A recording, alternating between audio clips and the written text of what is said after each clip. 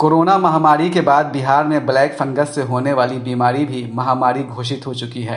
AIIMS Patna, IGIMS और PMCH के अलावा प्राइवेट अस्पतालों में इसके लिए अलग वार्ड बन रहे हैं। नाक के साथ साथ दांतों और जबड़ों को नुकसान पहुंचाने वाला ये फंगस या फफूंद क्यों इतना खतरनाक है और इससे बचने के क्या उपाय हैं? इन सवालों का जवाब जानने के लिए बिहार लोक संवाद .नेट के कंसल्टिंग एडिटर समी अहमद ने बात की युवा डेंटिस्ट डॉक्टर फहद सिद्दीकी से। आइए देखते हैं बातचीत के खास हिस्से।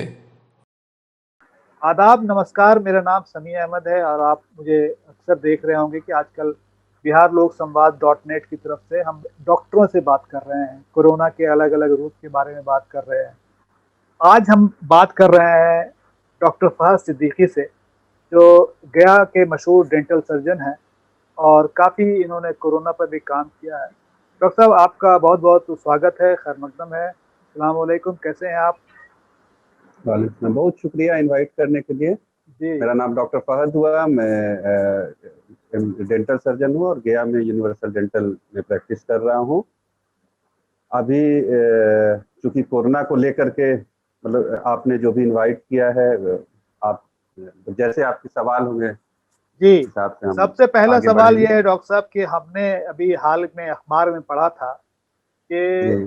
आप जो है अगर ब्लैक फंगस वाले इलाके में हैं या कोरोना से आपको परेशानी है तो आप अपने दांतों का ख्याल रखिए। तो क्या मसला है, ये जी, दांत से और फंगस का क्या रिश्ता है? देखिए, ये पहले तो ये समझना होगा कि जो जो भी हम लोग ब्लैक फंगस या वाइट फंगस नाम सुन रहे हैं, जी ये पहले से बहुत पहले से ही है। जी जी ब्लैक फंगस को हम लोग ये म्यूकोरमाइकोसिस के नाम से जानते हैं। वाइट फंगस कई चीज़ों से हो सकता है, कैंडिडा से भी हो सकता है, एस्परजिलोसिस उससे भी हो सकता है। तो लेकिन अभी कोरोना में, कोविड में, ये आम तौर पे बहुत सारे सीरियस मरीजों को देखा जा रहा है। उसका 2-3 वजह जो अभी समझ में आ रहा है, क्योंकि ये नई बीमारी है। पूरा वजह तो अभी तक नहीं समझ में आया, लेकिन 2-3 वजह। जैसे एक वजह है कि इसमें हम लोग स्टेरॉयड का यूज़ करते हैं। जी स्टेरॉयड जो होता है, जो हम लोगों के बदन का, जो मतलब वो बदन का लड़ने के ताकत को कम कर देता है।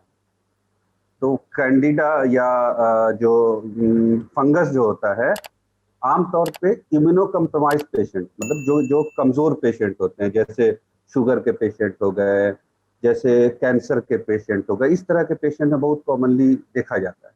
उसी तरीके से कोविड में लोगों को इम्यूनो कम्प्रोमाइज मेडिसिन चल रही है, वैसी मेडिसिन चल रही है जिससे पेशेंट इम्यूनो कम्प्रोमाइज हो जा रहा है, कमजोर हो रहा है उसका बदन। तो उसके वजह से फंगल इन्फेक्शन बढ़ने के चांसेस बहुत ज्यादा बढ़ जा रहे हैं। डॉक्टर साहब, ये अब फंगस इसमें क्या, होता क्या है? एक मिनट, आपको बीच में रोकना चाह रहे हैं। ये फंगस क्या होता है? हम लोग जो फफूंद बोलते हैं वही है, ये कुछ और चीज है ये उसी तरह का चीज है, अलग अलग। जैसे जिस तरीके से वायरस होता है, जी वायरस एक अलग कैटेगरी का चीज है, उसी तरीके से बैक्टीरिया एक अलग कैटेगरी का चीज है, उसी तरीके से फंगस है। जी फंगस अपॉर्चुनिस्टिक होता है, मतलब अपॉर्चुनिस्टिक मतलब वो आम तौर पे जैसे हमारे सबके बदन में अभी होगा फंगस, जी बट अगर उसको मौका मिला, जैसे ही किसी का बदन कमजोर होता है, तो फिर वो मतलब तुरंत आपको मतलब फंगल वो इन्फेक्शन शुरू कर देगा अपना मतलब दिखाना। आमतौर पे फंगस आप देखेंगे, जैसे मिठाई को आप 2 दिन रख दें, जी देखेंगे जी। उसके ऊपर उजला व्हाइट कलर का जो, उसी अच्छा, तरह का फंगस, उसी तरह का जो इंसान के बॉडी में भी होता है। तो क्या बासी रोटी वगैरह तो पर भी जो एक परत जम जाती है वो भी फंगस होता है? बिल्कुल बिल्कुल बिल्कुल। अच्छा, तो हम लोग उसको हिंदी में सही फफूंद कह सकते हैं, क्या कहते ही हैं? कह जी सकते, जी जी, जी। बिल्कुल बिल्कुल। तो ये फंगस का जो हम लोग अलग अलग रंग देखते हैं, तो क्या वाकई वो हम्म। उसी रंग का होता है या कुछ कोई किसी और वजह से उसका नाम white fungus, black fungus, yellow अब फंगस? नहीं नहीं, ये मतलब ये एक लेमैन टर्म में बोलने के लिए आप कह सकते हैं। जी, इसके मतलब आम फंगस में आदमी की बहुत समझ तरह के के, लिए ऐसे कहा जाता है। अभी जी जी जी जी। तो अब जैसे ब्लैक फंगस को म्यूकोरमाइकोसिस बोलते हैं। जी तो अब ये आम आदमी के लिए बोलना थोड़ा टफ होता है, अब उसका कलर ब्लैक होता है। इसी तरीके से फंगस का एक अलग ही क्लासिफिकेशन है, उसमें बहुत सारे फंगस होते हैं। तो ये जो यही है। हम लोग फंगस देखते हैं अपने घर पे मिठाई के ऊपर या रोटी के ऊपर, तो वो तो इतना हम्म। खतरनाक नहीं होता जितना अभी हम लोग सुन रहे हैं कि ब्लैक फंगस हो नहीं, गया, आदमी की जान चली जा रही है। वही मैंने बताया कि अगर हम लोगों के बदन में अभी चेक किया जाए तो जी फंगस मिलेंगे, ऐसे भी फंगस मिलेंगे, फंगस रहते हैं। बट वो अपॉर्चुनिस्टिक होते हैं। अपॉर्चुनिस्टिक का मतलब क्या कि मौका की तलाश में रहते हैं। तो अच्छा। जब हमारा आपका बदन कमजोर हो, जी जी। मतलब हम लोगों के बॉडी का डिफेंस मैकेनिज्म इतना अच्छा है, वो फंगस को बहुत आराम से मार सकता है। मतलब वो आराम से, वो डेली कितने ही फंगस आते हैं उसको बॉडी किल करता है। बट अगर बॉडी वीक होती है या वैसी दवाएं हम लोग खा रहे हैं जिसकी वजह से बॉडी वीक होती है, उस वक्त वो फंगल इन्फेक्शन बहुत तेजी से हमारे बदन में फैलता है। ये रंग तो एक क्यों तो अलग अलग बताया जाता है इसका, ब्लैक, येलो, व्हाइट? वो उसका मतलब वो उसका अलग अलग वैरायटी है बेसिकली। अब वो तो कुछ फंगस जो है वो ब्लैक कलर के होते हैं, कुछ येलो, का स्पेसिफिक रीजन मतलब ऐसा नहीं है। मतलब वो समझने के लिए आप कह सकते हैं, एक उसके फंगस के फैमिली में बहुत तरह के फंगस होते हैं, बहुत सारे। तो ये जो अभी फंगस आदमी देख रहा है कोरोना के दौर में या कोरोना के मरीज के अंदर, ये क्या इस जी, तरह का फंगस पहले भी होता था या अभी हो रहा है? जैसे आपने कहा कि पहले अपॉर्चुनिस्टिक है। हाँ, पहले भी होता था बट बहुत रेयर था। इतना कॉमन नहीं था जितना कि कोरोना के दौर में देखा जा रहा है। उसमें दो तीन रीजन माना जा रहा है। एक तो रीजन है आपका कि स्टेरॉयड का बहुत ज्यादा यूज हो रहा है कोविड के पेशेंट में। जी जी स्टेरॉयड की यूज होने की वजह से पेशेंट इम्यूनो कम्प्रोमाइज होता है, पहला ये। दूसरा, जो मास्क का यूज हो रहा है, जी। एक ही मास्क जो है पेशेंट को कई दिन तक लगाए रखा जा रहा है। वो अच्छा। मास्क खुद ही मतलब फंगस के डिपॉजिट का एक बहुत अच्छा जगह बन जा रहा है, उसके वजह से भी हो रहा है।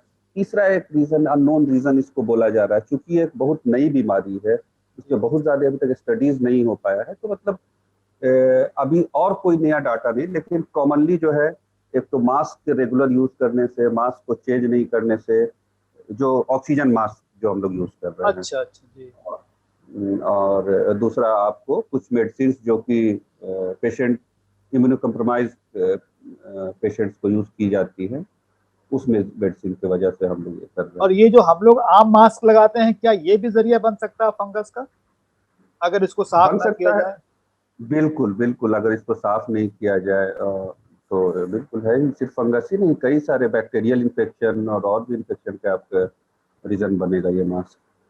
अच्छा डॉक्टर साहब, अब हम आते हैं इसके ऊपर, ये दांत का क्या ताल्लुक है? हमने अभी जो रिपोर्ट पढ़ी कि दांत वाले अपने दांत का ध्यान रखें, अगर अभी कोरोना हुआ है उनको, तो दांत से क्या देखिए ताल्लुक है तो फंगस के जमने का देखिए या होने हाँ का? जी, हाँ बिल्कुल।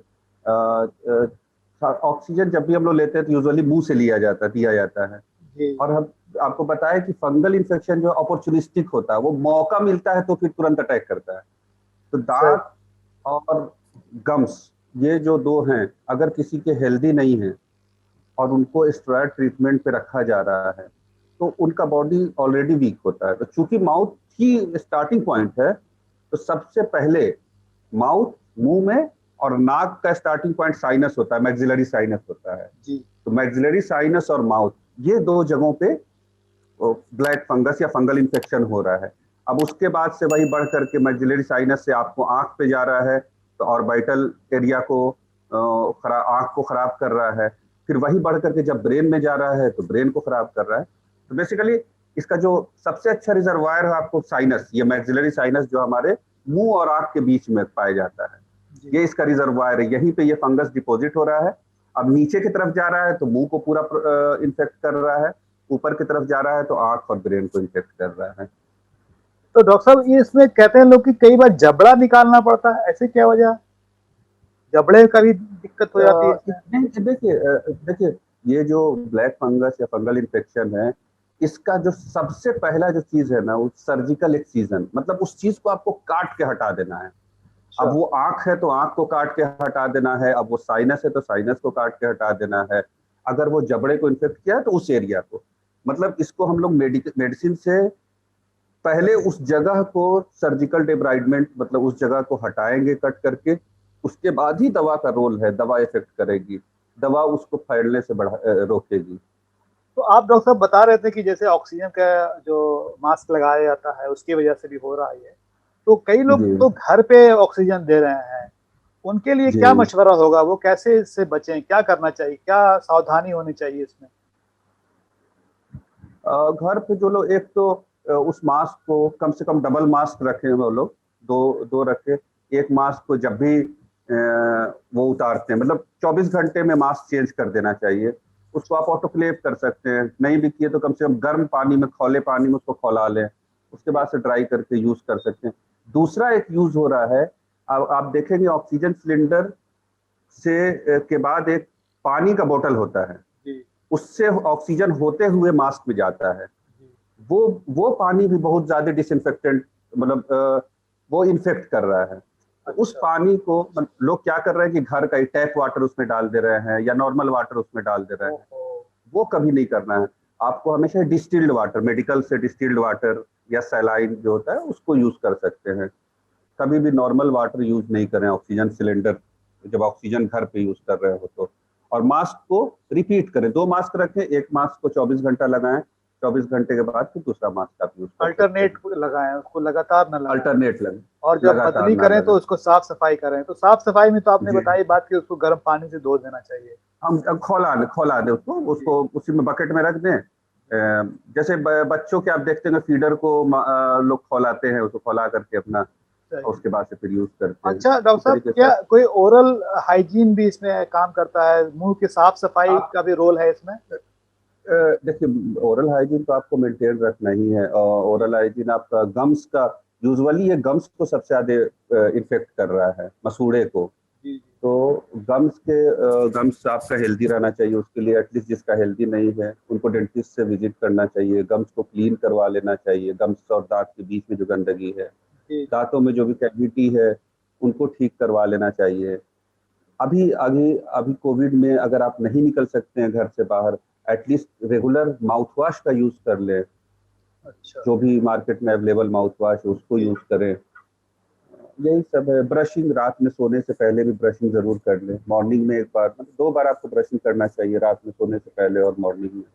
अच्छा डॉक्टर साहब, जब ये ऑक्सीजन का जो भी मास्क बता रहे हैं वो हटा दिया जाता है, ऑक्सीजन की जरूरत नहीं पड़ती है, उसके बाद इसका पता कैसे चलता है? पहले तो पता नहीं चलता। हम लोग सुनते हैं कि कोविड से ठीक हो गया लेकिन फंगस हो गया या ब्लैक फंगस हो गया।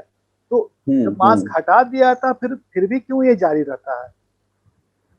तो नहीं, मास्क बहुत सारा मल्टीपल रीजन है ब्लैक फंगस होने का, जिसमें मास्क एक छोटा सा रीजन है। मास्क एक रीजन हो गया। जो मेडिसिन है जो है ना, हमने बताया कि स्टेरॉयड सबसे कॉमनली मेडिसिन कोविड में चल रही है, लाइफ सेविंग मेडिसिन, वो एक बहुत बड़ा रीजन है। प्लस कुछ अननोन रीजन हैं जो कि अभी भी साइंटिस्ट के लिए या किसी के लिए बताना मुश्किल है।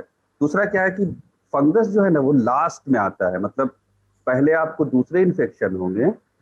ये फंगस जो सबसे लास्ट कैटेगरी है। जब बॉडी का एकदम, मतलब इम्यूनिटी एकदम खत्म होने पे हो जाता है, तब ये फंगल इन्फेक्शन बॉडी में आता है। तो जो डॉक्टर साहब, जो लोग इलाज करा रहे हैं कोरोना का अपना, या तो हॉस्पिटल में है या घर पे है, उनको कैसे ध्यान रखना चाहिए कि ऐसा तो नहीं कि ब्लैक फंगस हो रहा है या होने वाला है?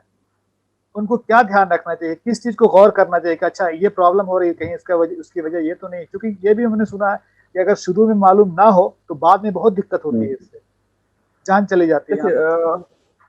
बिल्कुल बिल्कुल। अब वो जिस एरिया को इन्फेक्ट करेगा, समझ लीजिए उस एरिया को तो कट करके हटाना ही उसका है। तो वो है ही, वो डेडली तो है ही। तो इसमें बेसिकली आपको अच्छे डॉक्टर कंसल्टेशन में रहना। इसमें हम लोग, मतलब एक नॉर्मल आदमी जो है बहुत ज्यादा उसको नहीं समझ में आ सकता है कि क्या है।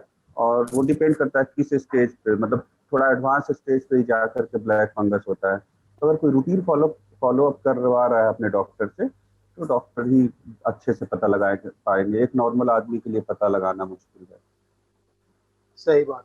और डॉक्टर साहब ये बताइए कि जो डॉक्टर इलाज कर रहे होते हैं उनको इसका कितना खतरा होता है? उनको ब्लैक फंगस का उस तरह से इन्फेक्शन होता है जैसे कोरोना के वायरस का होता है, या उस तरह से नहीं होता है? ये हो सकता है ना, मतलब दोनों ही को, मतलब एक नॉर्मल आदमी जिस तरीके से जितना वल्नरेबल है उतना ही डॉक्टर, और खास करके डॉक्टर को तो आप ज्यादा कहेंगे क्योंकि वो लोग ज्यादा लोगों के कांटेक्ट में हैं। और डिपेंड करता है बहुत से चीज़ों पे। जैसे अगर ओल्ड एज है तो उस तरह के डॉक्टर्स में या उस तरह के लोगों में चांसेस ज़्यादा बढ़ जाता है, पहले से उनका इम्यूनिटी कम होता है। जी जी। डॉक्टर साहब, अब हमारा वक्त खत्म हो रहा है। आखिरी में हम चाहेंगे कि आज जो हम लोगों की बात हुई, अगर वो चंद जुमलों में बताएं कि अगर आपके घर में किसी को कोरोना खुदा ना खास्ता हो गया है और उसको ब्लैक हम्म फंगस ना हो, तो उनको किन बातों हम्म का ध्यान रखना चाहिए? हालांकि आपने ये बात पहले चर्चा की है, हम चाह रहे थे कि आखिरी में एक बार दोहरा दें उसको। देखिए, कोरोना होना कोई बहुत मतलब वो किसी को भी हो सकता है। जी। तो सबसे पहले तो पैनिक नहीं होना है। अपने आप को मतलब एक्टिविटीज में इन्वॉल्व रखना है। जो भी जिस तरीके से भी अगर आप डॉक्टर से मिल करके या ऑनलाइन कंसल्टेशन करके मेडिसिन से स्टार्ट कर देना, जो बेसिक मेडिसिन हैं। अगर ऑक्सीजन 90 से कम होता है, तुरंत आपको हॉस्पिटलाइज्ड होना है। और बाकी मतलब नॉर्मल रूटीन इसका सिम्टोमेटिक ट्रीटमेंट जो है और वो घर होना पे रहना चाहिए। है, अगर घर का ऑक्सीजन आप लगा रहे हैं तो आपको वो जो मास्क है उसको साफ सफाई हाँ रखना है। बिल्कुल, और हाँ जिनको हाँ, उसको कोरोना नहीं अल्टरनेट भी हुआ यूज। है, उनको अपने हम्म अपने सामान्य मास्क, जो कपड़े का मास्क लगाते हैं, उनको भी बराबर हम्म। धोना है। और हमने तो कई लोगों से बिल्कुल सुना बिल्कुल, कि डेली डेली हर जी मास्क को यूजुअली क्या होता है कि एक हफ्ते के लिए लोग 7 मास्क रखते हैं और उसको वो बना ले कि ये मंडे के दिन यूज करेंगे, ये ट्यूसडे को।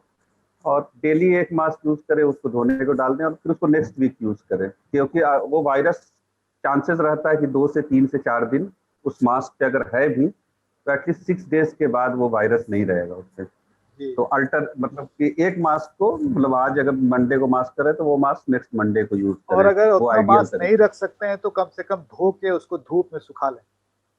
बिल्कुल, अल्टरनेट 2 मास्क तो जरूर जी। रखें और अल्टरनेट यूज करें, ठीक है डॉक्टर बिल्कुल। साहब, बहुत शुक्रिया आपका। उम्मीद है कि आपकी इस बातचीत से दांत के आम मरीजों को ये फायदा होगा, और जिनके घर में खुदा न खास्ता अब तक ऐसे कोई दिक्कत है, वो भी इसका ख्याल रखेंगे कि कैसे ऑक्सीजन का जो मास्क है लगाने का उसका सही इस्तेमाल करें। अपने डॉक्टर से मशवरा करते रहें, ताकि बिल्कुल एक तो बिल्कुल। कोरोना से निकल के, जैसे कहते हैं ना कि आदमी ताड़ से गिर के खजूर पे अटक जाता है, वैसा ना हो, बल्कि वो हम्म। सेहतमंद रह सके। आपका बहुत सेल्फ शुक्रिया। एक एक जी हाँ जी, एक एक चीज हम लास्ट में बोलना चाहेंगे, सेल्फ मेडिकेशन बिल्कुल ना करें। अपने से मेडिकेशन जरूर डॉक्टर को कांटेक्ट करें। यहाँ पे बिहार में खास करके हम देख रहे हैं कि ये लोग मतलब कोरोना कोई अगर बता दे रहा है कि फीवर है तो वो ये मानने को तैयार ही नहीं हो रहे हैं कि उनको कोरोना है। वो लोग खुद से मेडिकल शॉप से जाके मलेरिया की दवा खा रहे हैं और टाइफाइड की दवा आजकल खा ये ले रहे हैं। टाइफाइड की दवा खा ले रहे हैं। ऐसा बिल्कुल ना करें। आप पास के जो भी फिजिशियन हो जरूर उनसे कंसल्ट करें और उनके उनके जो उन्होंने बताई हुई बताया है दवाओं वही को दवा आप खाएं। सही। बिल्कुल बहुत बिल्कुल शुक्रिया डॉक्टर जी। साहब, आपने अपना बहुत ही मसरूफ वक्त में हम लोगों के लिए वक्त दिया। उम्मीद है कि हमारे जो बिहार लोक संवाद .net के दर्शक हैं, उनको इससे फ़ायदा जी, पहुंचेगा। वो अपना भी ख्याल रखेंगे और अपने पड़ोसियों का, अपने घर वालों का भी ख्याल रखेंगे। शुक्रिया। जी। इस बुलेटिन को पेश किया है टॉप कलेक्शन और सबिहा डिजाइनर ने।